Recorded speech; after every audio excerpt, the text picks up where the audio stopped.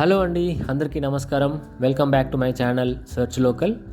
ఈరోజు వీడియోలో నేను మీతో కేంద్రీయ విద్యాలయం స్కూల్కి సంబంధించినటువంటి అడ్మిషన్కి సంబంధించిన నోటిఫికేషన్ ఏ రోజు రిలీజ్ కాబోతుంది, దీనికి సంబంధించినటువంటి ఎలిజిబిలిటీ క్రైటీరియా ఏంటి, మీ పిల్లల్ని ఈ స్కూల్స్లో జాయిన్ చేయాలి అంటే వాళ్లకు ఎలిజిబిలిటీ క్రైటీరియా ఏంటి, దాంతోపాటుగా హైదరాబాద్లో ఏ బ్రాంచెస్లో వీళ్ళ కేంద్రీయ విద్యాలయ స్కూల్స్ ఉన్నాయి అండ్ వీళ్ళు హాస్టల్ ఫెసిలిటీ అనేది ప్రొవైడ్ చేస్తున్నారా లేదా, దాంతోపాటుగా రిజర్వేషన్కి సంబంధించి ఎంపీ కోటా కింద కానివ్వండి, కలెక్టర్ కోటా కింద కానివ్వండి, మరియు అదర్ ఈడబ్ల్యూఎస్ కానివ్వండి, ఇలాంటి కేటగిరీస్ కింద ఎన్నెన్ని సీట్స్ ఉంటాయి, వాళ్ళు ఆ సీట్స్ని ఎప్పుడు ఎలా భర్తీ చేయబోతున్నారు అనే దానిపైన డీటెయిల్ ఇన్ఫర్మేషన్ అయితే ఇవ్వబోతున్నాను.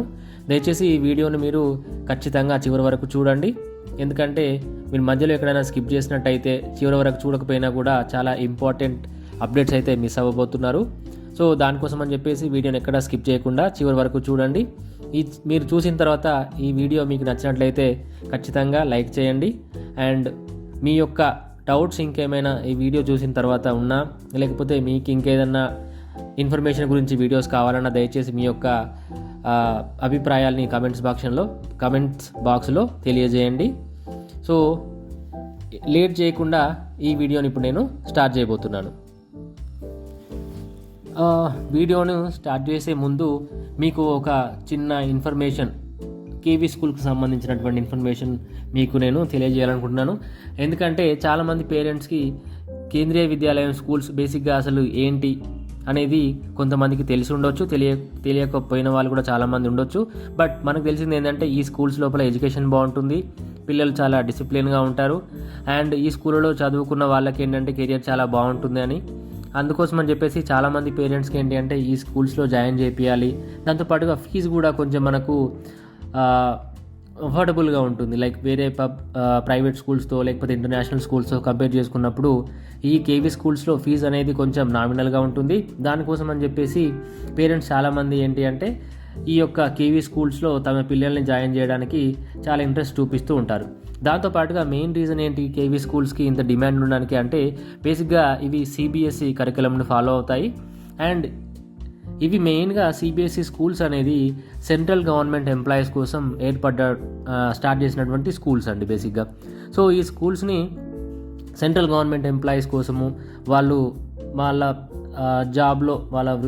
జాబ్లో పరంగా ఏంటంటే వాళ్ళు చాలాసార్లు ఒక ప్లేస్ నుంచి ఇంకో ప్లేస్కి ట్రాన్స్ఫర్ అవ్వడం కానివ్వండి, ఆ ప్లేస్ నుంచి మళ్ళీ ఒక ప్లేస్కి ట్రాన్స్ఫర్ అయినప్పుడు ఆ పిల్లలకి ఎడ్యుకేషన్ అనేది ఎడ్యుకేషన్ పైన ఇంపాక్ట్ ఉండొద్దు, ఆ ఎడ్యుకేషన్ వల్ల ఈ యొక్క ట్రాన్స్ఫర్స్ వల్ల వాళ్ళ పిల్లల ఎడ్యుకేషన్ అనేది డిస్టర్బ్ అవ్వద్దు అనే ఉద్దేశంతో మెయిన్గా సెంట్రల్ గవర్నమెంట్ ఈ యొక్క స్కూల్స్ని స్థాపించడం జరిగింది.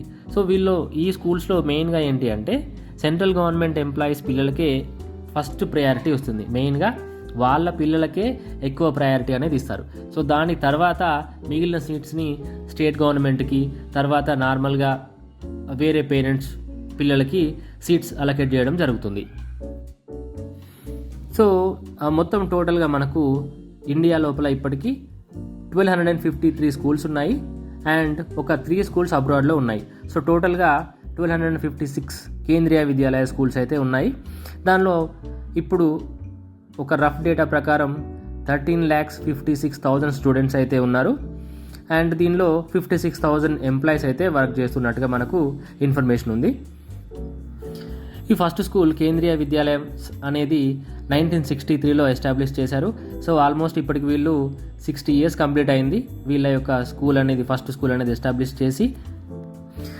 దీని మెయిన్ మోటో, ఈ కేవీ స్కూల్స్ యొక్క మెయిన్ మోటో ఏంటి అంటే సెంట్రల్ గవర్నమెంట్ ఎంప్లాయీస్ పిల్లలకి ఎడ్యుకేషన్ అందివ్వాలి, వాళ్ళ ట్రాన్స్ఫర్స్ వల్ల వాళ్ళ పిల్లలకి ఎక్కడ కూడా చదువు అనేది భారం అవ్వకూడదు.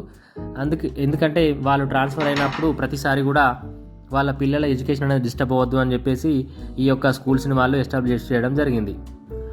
సో దీనిలో నేను ఫస్ట్ చెప్పినట్టుగా ఇది సిబిఎస్ఈ కరికులంతో ఉంటుంది అండ్ దీనిలో ఏ సిబిఎస్ఈ స్కూల్ అయినా కూడా ఇప్పుడు హైదరాబాద్లో ఉన్నా లేకపోతే వేరే చోటు ఉన్నా ఇంకెక్కడున్నా కూడా వాళ్ళు సిబి స్కూల్స్ మొత్తం కూడా ఒకే సిలబస్ని ఫాలో అవుతుంది.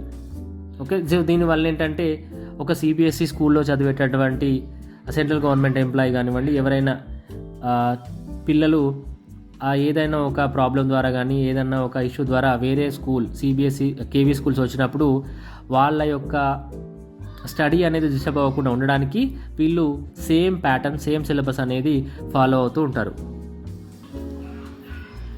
ఈ కేవీ స్కూల్స్ అన్నీ కూడా కో ఎడ్యుకేషన్ అండి.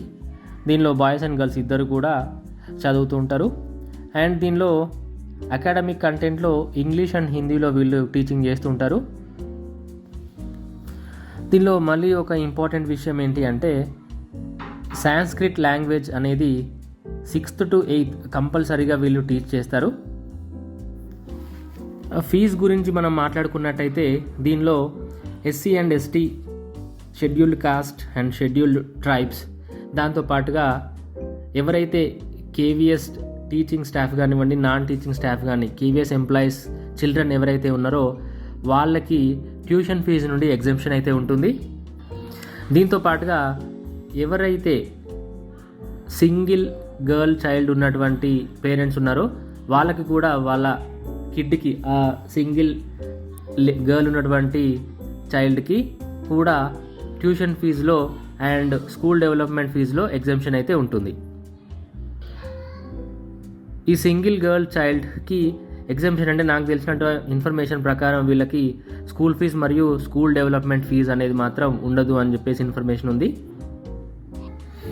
ఇప్పుడు నెక్స్ట్ ఇంపార్టెంట్ పాయింట్ ఏంటంటే మనకు ప్రీవియస్గా ఎంపీ కోటా కింద ఒక 10 సీట్స్ అనేది వాళ్ళు అలాట్ చేసేవాళ్ళు. సో ఎవరైతే మెంబర్ ఆఫ్ పార్లమెంట్ కానివ్వండి, లోక్సభ రాజ్యసభలో ఉన్నటువంటి ఎంపీస్ ఎవరైతే ఉంటారో వాళ్ళు 10 మెంబర్స్ వరకు రికమెండ్ చేసేటటువంటి ఛాన్సెస్ ఉండేవి. కానీ దాన్ని ఈ యొక్క ఆప్షన్ని 2022-2023 అకాడమిక్ ఇయర్ నుంచి వాళ్ళు క్యాన్సిల్ చేయడం జరిగింది.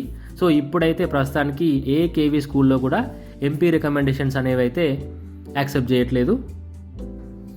అండ్ దీనికి అడ్మిషన్ పొందాలి ఈ స్కూల్లో అంటే బేసిక్గా క్రైటీరియా ఏంటి?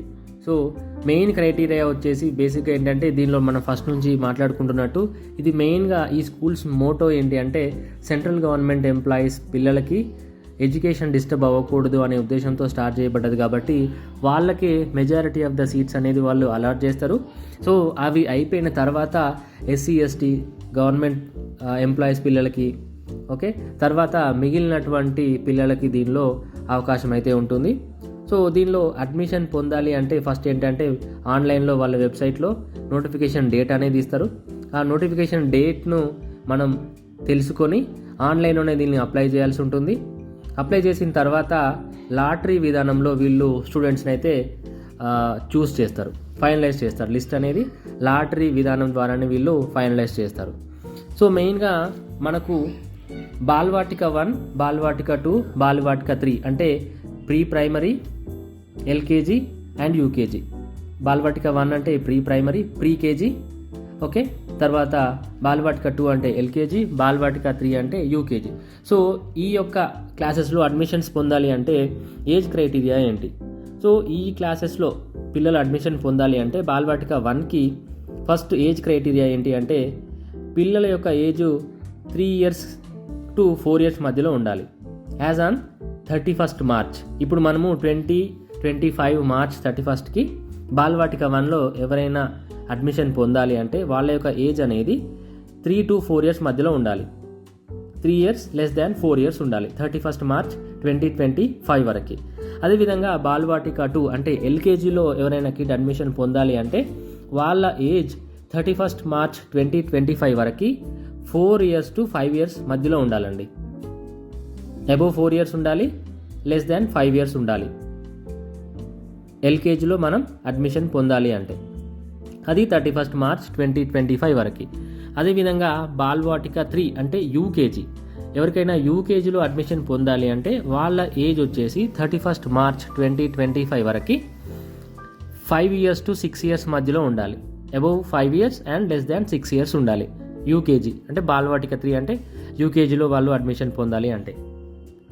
అదేవిధంగా ఫస్ట్ స్టాండర్డ్లో ఎవరైనా అడ్మిషన్ పొందాలి అంటే వాళ్ళ మినిమం ఏజ్ వచ్చేసి 6 years ఉండాలి, మ్యాక్సిమం ఏజ్ వచ్చేసి 8 years ఉండాలి.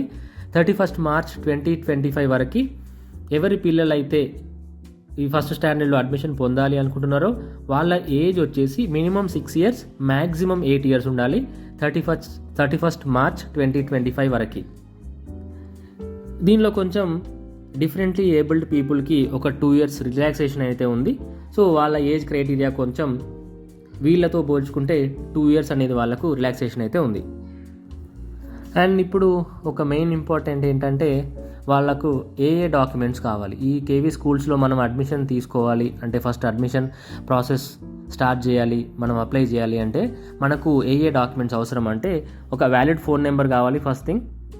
దాని తర్వాత వ్యాలిడ్ ఈమెయిల్ ఐడి కావాలి. కిడ్ది రీసెంట్ ఫోటోగ్రాఫ్ కావాలండి, డిజిటల్ ఫోటోగ్రాఫ్, రీసెంట్ దిగినటువంటి ఫోటోగ్రాఫ్ ఒకటి ఉంచుకోండి. దాని తర్వాత digital birth certificate. Digital birth certificate అంటే బార్ కోడ్తో ఉన్నటువంటి బర్త్ సర్టిఫికేట్ కంపల్సరీ అండి. దాంతోపాటుగా మీకు ఇంకేదన్నా స్పెషల్ కేటగిరీ కింద ఈడబ్ల్యూఎస్, ఎకనామికలీ వీకర్ సెక్షన్ కానివ్వండి, ఇంకేదన్నా కేటగిరీలో మీరు అడ్మిషన్ తీసుకోవాలి అనుకుంటే ఆ కేటగిరీకి సంబంధించినటువంటి స్పెషల్ డాక్యుమెంట్స్ అయితే కంపల్సరీ కావాలి. సో మళ్ళీ రిపీట్ చేస్తున్నాను. డాక్యుమెంట్స్ వచ్చేసి మెయిన్గా వచ్చేసి కిడ్ది recent photograph, digital birth certificate, దాంతోపాటుగా క్యాస్ట్ సర్టిఫికేట్ కూడా కావాలి, బర్త్ ఇన్కమ్ సర్టిఫికేట్ కిడ్దేనండి. క్యాస్ట్ సర్టిఫికేట్, ఇన్కమ్ సర్టిఫికేట్ కూడా రెండు కూడా కిడ్ ఎవరైతే అడ్మిషన్ తీసుకోవాలనుకున్నారో వారి పేరు మీదనే ఉండాలి, పేరెంట్స్ పేరు మీద కాదు. చాలామంది ఏంటంటే దీనిలో కొంచెం కన్ఫ్యూజ్ అవుతూ ఉంటారు. మేము మా పేరు మీద ఉండాలా క్యాస్ట్ సర్టిఫికేట్, ఇన్కమ్ సర్టిఫికేట్ మా పేరు మీద ఉండాలంటే కాదండి, పేరెంట్స్ పేరు మీద కాదు. మళ్ళీ చెప్తున్నాను నేను, చైల్డ్ ఎవరైతే ఉన్నారో అడ్మిషన్ జాయిన్ అంటే మనం అడ్మిషన్ కోసం అప్లై చేసినటువంటి చైల్డ్ నేమ్ పైననే caste certificate and income certificate రెండు అతని పేరు మీదనే ఉండాలి. బర్త్ సర్టిఫికేట్ వచ్చేసి డిజిటల్ బర్త్ సర్టిఫికేట్ ఉండాలి. డిజిటల్ బర్త్ అంటే ఏ బర్త్ సర్టిఫికేట్ పైన అయితే మనకు బార్ కోడ్ ఉంటుందో ఆ బర్త్ సర్టిఫికేట్ కంపల్సరీ ఉండాలి. రీసెంట్ ఫోటోగ్రాఫ్ ఉండాలి మరియు valid email ID, phone number, ఈ అయితే డాక్యుమెంట్స్ కంపల్సరీ. దీంతో పాటుగా మీరు ఈడబ్ల్యూఎస్ కింద, ఎకనామికలీ వీకర్ సెక్షన్ కింద అప్లై చేయబోతున్నట్లయితే ఖచ్చితంగా మీకు ఈడబ్ల్యూఎస్ సర్టిఫికేట్ కూడా కావాలి. ఇప్పుడు అన్నింటికన్నా మెయిన్గా మనం ఎప్పటి నుంచో వెయిట్ చేస్తుంది ఏంటంటే admission notification date. Admission notification date for 2025-2026 ఇంకనైతే అఫీషియల్గా వాళ్ళు వెబ్సైట్లో ఏం పెట్టలేదండి. బట్ మనకు లాస్ట్ 3 ఇయర్స్ నుంచి ప్యాటర్న్ చూసినట్టయితే వాళ్ళు 2021 ఇయర్లో ఏప్రిల్ 1న నోటిఫికేషన్ రిలీజ్ చేశారు. 2022లో Feb 28కి నోటిఫికేషన్ రిలీజ్ చేశారు. అండ్ 2023లో మార్చ్ 27కి నోటిఫికేషన్ అనేది ఇవ్వడం జరిగింది.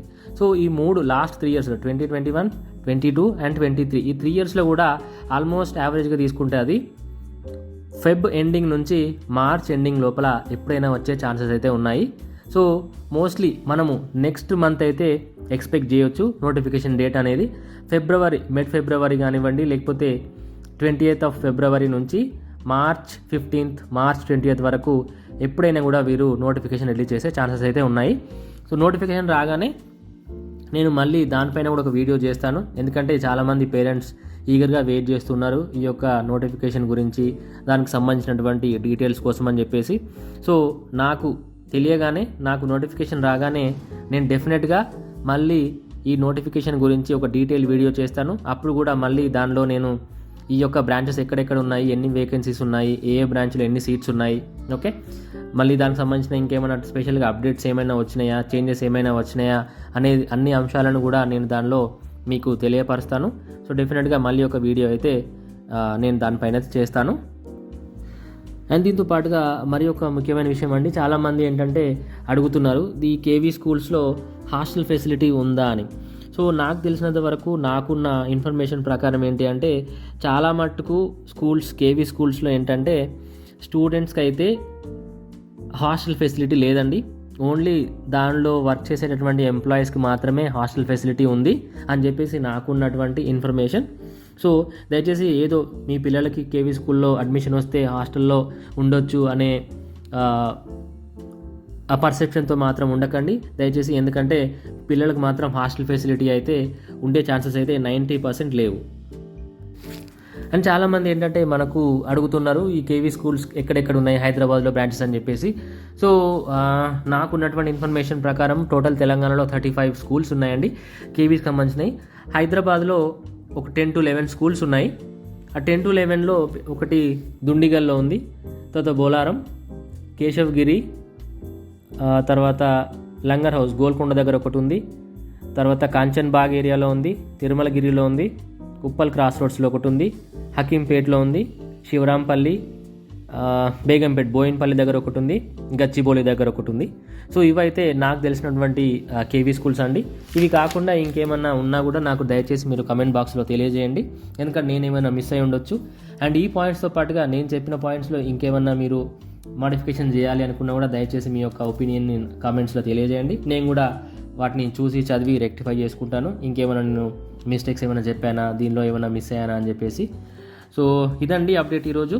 ప్రస్తుతానికైతే ఏజ్ క్రైటీరియా గురించి మనం తెలుసుకున్నాము, దాని తర్వాత ఏమేమి డాక్యుమెంట్స్ కావాలో తెలుసుకున్నాము, హాస్టల్ ఫెసిలిటీ ఉందా లేదా తెలుసుకున్నాము, తర్వాత ఎంపీ రిజర్వేషన్ కింద సీట్స్ ఇప్పుడు ఉన్నాయా లేదా తెలుసుకున్నాము. And main important admission notification date కూడా, అంటే ఎప్పుడు రాబోతుంది టెంటేటివ్గా అనేది కూడా ఈ వీడియోలో నేను మీకు ఎక్స్ప్లెయిన్ చేశాను. సో మరిన్ని ఇంపార్టెంట్ అప్డేట్స్ కోసం డెఫినెట్గా మా యొక్క ఛానల్ అయితే సబ్స్క్రైబ్ చేసుకోండి. ఈ వీడియో మీకు నచ్చినట్లయితే ప్లీజ్ లైక్ చేయండి. ఇలాంటి మరిన్ని వీడియోస్ కోసం కంపల్సరీ మా యొక్క ఛానల్ని సబ్స్క్రైబ్ చేసుకోండి. అండ్ మీకు తెలిసిన వాళ్ళకు కూడా ఈ వీడియోని ఎవరైనా హెల్ప్ అవుతుంది అనుకుంటే వాళ్ళకు దయచేసి షేర్ చేయండి. Thank you.